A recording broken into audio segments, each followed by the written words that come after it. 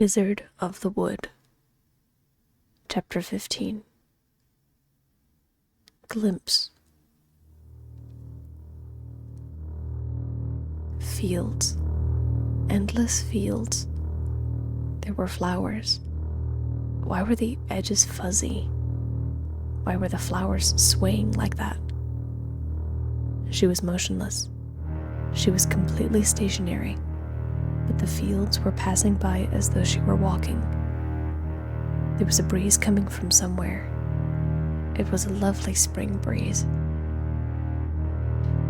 There was no scent to the air, which she thought was weird. There should have been smell. There were far too many flowers for there to be absolutely no scent lingering in the air. Finally, the motion stopped. The endless fields of flowers were all around her, of all different colors. Greens and the pinks and the blues and the brilliant violets created a beautiful scene. It was completely breathtaking. There were no trees in sight, no mountains as far as the eye could see. Everything was tranquil and untouched.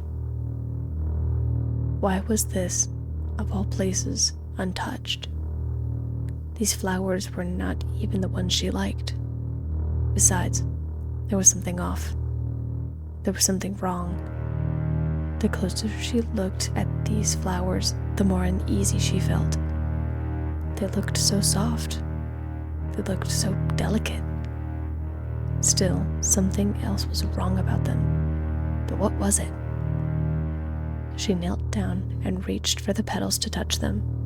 But the moment her fingers touched the edges of the petals, the color faded. The plants instantly withered and died at her touch. The effect cascaded, one flower decaying after the next and after the next, radiating from her as the central point. Horrified, absolutely mortified, sheer terror seized her heart as she stood and watched the horror unfold before her eyes. Then, something dripped off of her fingers. It was warm. It was slick. She dared not look, but the visions before her eyes refused to relent. Her hand raised and revealed the nightmarish sight. Blood. Her hand was coated in blood. Her hands began to shake and tremble. When did this happen? Why did this happen? Then it started happening. The veins.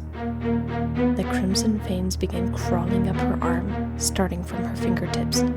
They burned and crackled, splitting open the skin and erupting crimson lightning. She screamed in agony.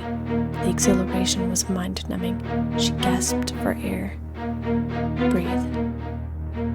Breathe. The crimson lightning crackled and burned, but it was under her control. She had it all under her control. Until she heard it. Good. What a good little soldier. Now, try again. Aim at the target. Destroy, fixate, and eliminate. That cold female voice coaxed her forward. She felt like her voice was in her head, whispering directly into her brain. Why couldn't she just be left alone?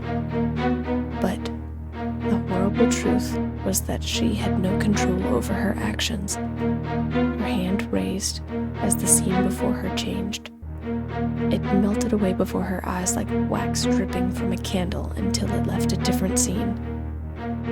An even more terrifying one than the miles of decaying flowers before her eyes. It was a town. It was a small town.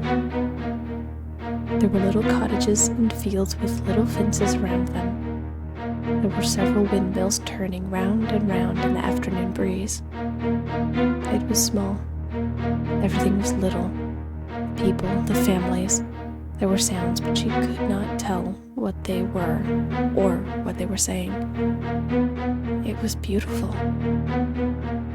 Why did everything beautiful have to die around her? Why did such terrible things always have to happen around her? Do it. She didn't want to, but her hand raised toward the town. This is what you were trained for. No, it wasn't. She didn't want this. The electric sparks of lightning swelled in her arm. Everything in her body trembled, fingers pointing toward the town, as though her arm were a lethal arrow. You need this. No. This is what they needed. This is what they wanted her to do. She didn't want this. She didn't need this. She wanted the beautiful things to stay. Why couldn't they just let her be free? This is why you were created. No! She wrenched her hand upward and shot the crimson lightning into the sky. The thunder roared around her as she shrieked. The sky illuminated with the beams of light charged with energy ripped from her body and shot harmlessly into the sky.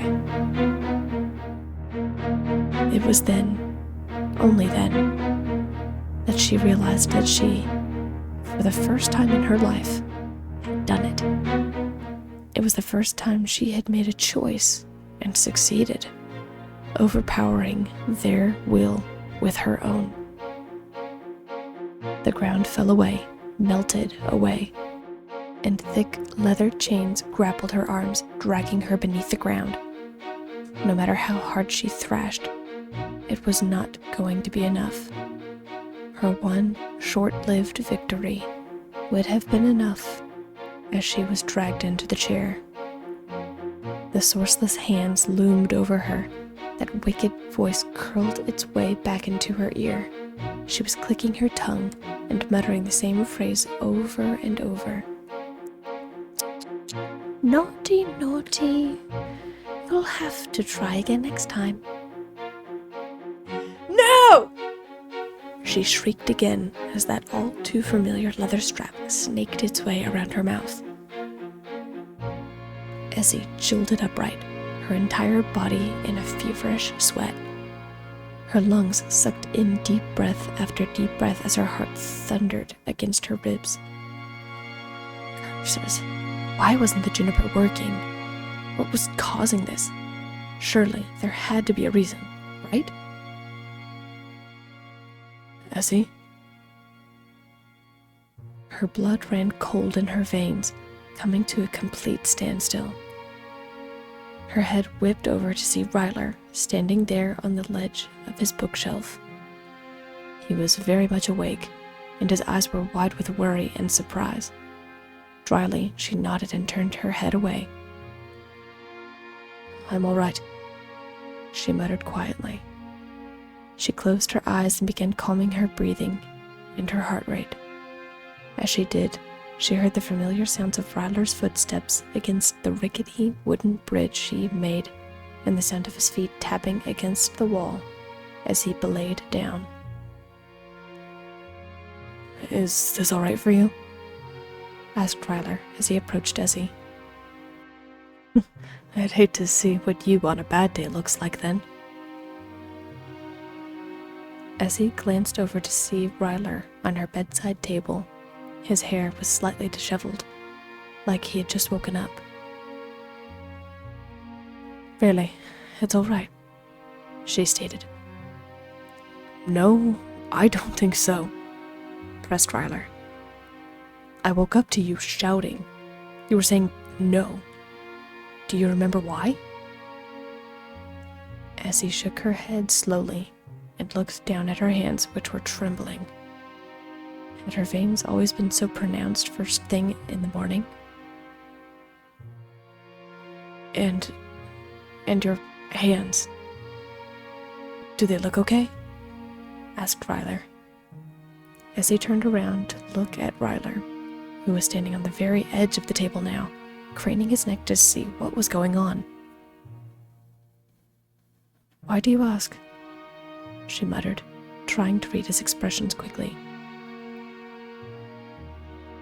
Because Rylir wasn't even sure what to say or how to describe what he saw. From where he was, he could tell that Essie's veins had grown darker before he heard a crackle, like that of a lightning storm. Your arms.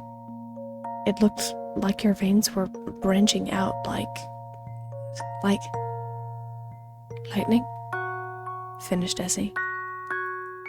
Exactly. So you... But Rylir stopped himself short as Essie's expression suddenly changed. Her entire body seized, and her hand flew up to her forehead, clutching it as though she had a headache. She winced and gritted her teeth, grinding them as she hunched over. Beads of sweat gathered on her temple and her neck.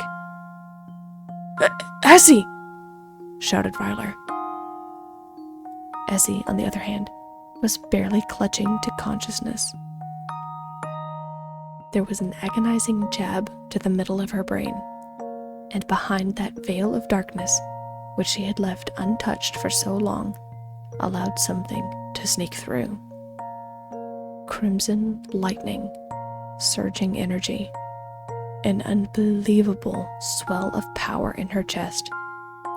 Then, a single phrase from a bone-chilling, wicked voice that she knew but could not name. What untapped potential? Essie! Essie ripped her hand away from her forehead and looked down to see Rylir had leapt from the table onto her bed and was now wrapped completely around her thumb, squeezing as hard as he could. Essie, I'm here, okay? Breathe. You need to breathe. Got it? I've got you. I've got you. Essie nodded and slowly brought her right hand over to press her fingers against his back. I know. Yeah. You've got me. She breathed, chest heaving. As she glanced at the hand Rylir clung to desperately, she saw the remnant of dark crimson veins beginning to fade. I don't know what that was. It's okay. You don't have to. We'll figure it out later. Just breathe for now, okay? Essie nodded and closed her eyes, letting the subtle warmth and pressure of Rylir's frame against her palm soothe her. Whatever happened just now, she didn't like it. But something told her that it was important. She would worry about that later, though. For now, she focused on the courageous, small man who hoped to snap her out of her trance. Maybe he was like a key. Maybe he could help her through that veil of darkness. Not today, though. But maybe one day,